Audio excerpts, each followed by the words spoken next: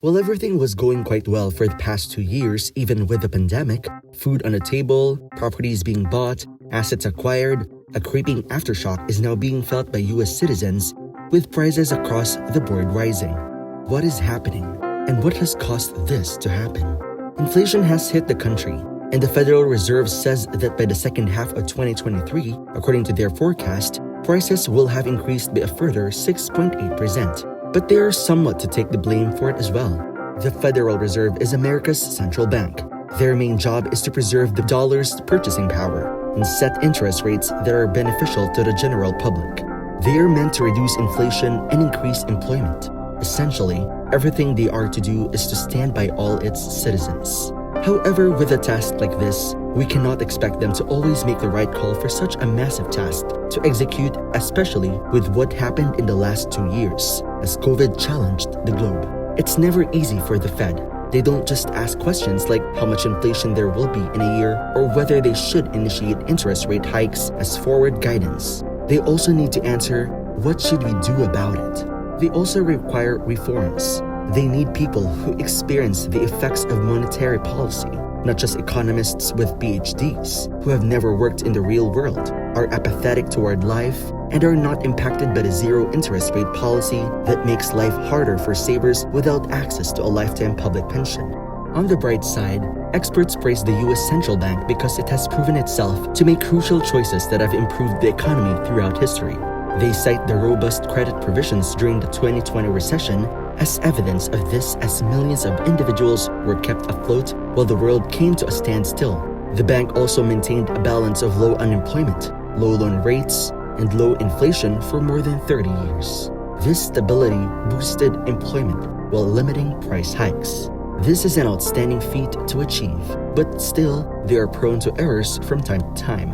In fact, it was their forward guidance that hindered their reaction to the inflation issue last year. 3 major errors. 3 big errors made inflation worse for the US. First error, sudden rise in money supply. The first was a sudden rise in the amount of money available. The total amount of money under the Fed's control has significantly increased in recent years. It may take months or even years for changes in the money supply to take effect on the economy. The savings account of average Americans originally saw this huge growth before it abruptly disappeared. Similar processes occurred all around the world, ushering in a new historical period of inflation. Many economists, including the well-known Milton Friedman, held the view that increases in the money supply cause inflation. The majority of the instances Milton Friedman examined occurred when financially distressed governments produced money and distributed it. Inflation will result if you create money and distribute it to people, drop it from helicopters, or any other method Friedman suggested. If you recall nothing else from this, keep that in mind. The present Federal Reserve Board monitors the supply using a collection of statistics that is available to the general public. From this, they saw that 2020 started a sharply rising trend in product pricing and was persistent in rising. The Fed continued to increase the amount of money in circulation as this dynamic took hold, chiefly through printing and issuing bonds that some claim the market didn't require. As a result, the United States had its most severe spell of inflation in more than 4 decades. This prompted an intense surge in demand. Additionally, it was at the time surpassing the supply of the available commodities, which may have led to inflation. A large portion of such money was used to pay for urgent COVID expenses like the American Rescue Plan. Because it received sizable loans from the Fed, the government was able to spend money that it did not have. And that's exactly what our government did in the latter 2 years of the pandemic. Print money to spend, print money to give away, print money to make transfer payments. Although it isn't technically creating money, from an economic perspective, it is the same as producing money and dispersing it, and so it led to inflation. Second error, raising interest rates too slowly. Let's go on to the second error. The bank was raising interest rates far too slowly when it first began to do so. To combat this high level of inflation, the central bank employs its federal funds interest rate. According to their models, if this interest rate rises, inflation will decrease. And they are currently attempting to achieve just that. However, they didn't turn the switch to increase borrowing costs until March 2022. They only increased rates by a 1/4 percentage point at first, then more. This rapid takeoff marks the beginning of a major policy turnaround from the previous 3 decades. Therefore, some of the biggest asset bubbles that we have ever witnessed were caused by the Federal Reserve keeping historically low interest rates for a considerable amount of time. This means that those who had money before the crisis and were able to invest in the stock market or the housing market have done incredibly well. Third error, delayed action. The Fed's decision to delay taking any action was the last error in this situation. Months passed before the Fed did anything about the early symptoms of inflation. For instance, the price of petrol increased by about 50% in November 2021. Even the cost of second-hand autos increased by almost 30% during the same period. This was taking place as the Fed continued to acquire copious amounts of treasuries and to keep interest rates at zero. The bank initially referred to inflation as temporary in the hopes that it would go away. It hasn't thus far. Chair Powell states, quote, "We both probably should have chosen a better phrase than temporary," end quote. The Federal Reserve wasn't the only organization to make errors during this period either. According to economists, the federal government also contributed significantly to this inflationary spiral. Congress and the President decide on fiscal policy, which includes taxation and expenditure. In contrast to monetary policy, which operates through the banking system, this one influences the quantity of money that will be in your wallet. Therefore, the increased child tax credit, general checks, and larger unemployment insurance checks were some of the record fiscal stimuli that we witnessed emerging from the COVID crisis. All of those were instances of fiscal policy intended to hasten the recovery of the economy. Aside from these three errors, several factors beyond its control intensified the government's battle against inflation.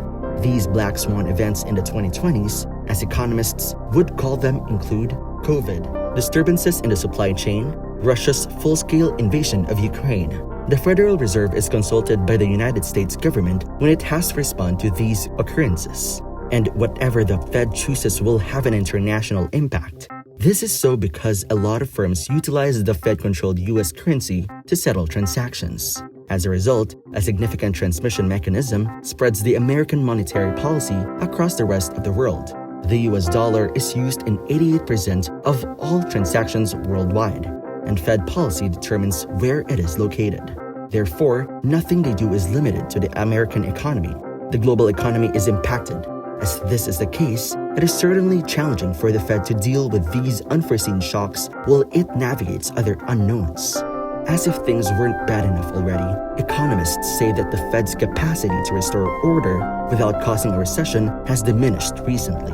But it's still a possibility if they can quickly raise lending rates to what economists call a neutral interest rate. It's where the economy is neither expanding nor contracting too quickly, just right to offset the inflation rate.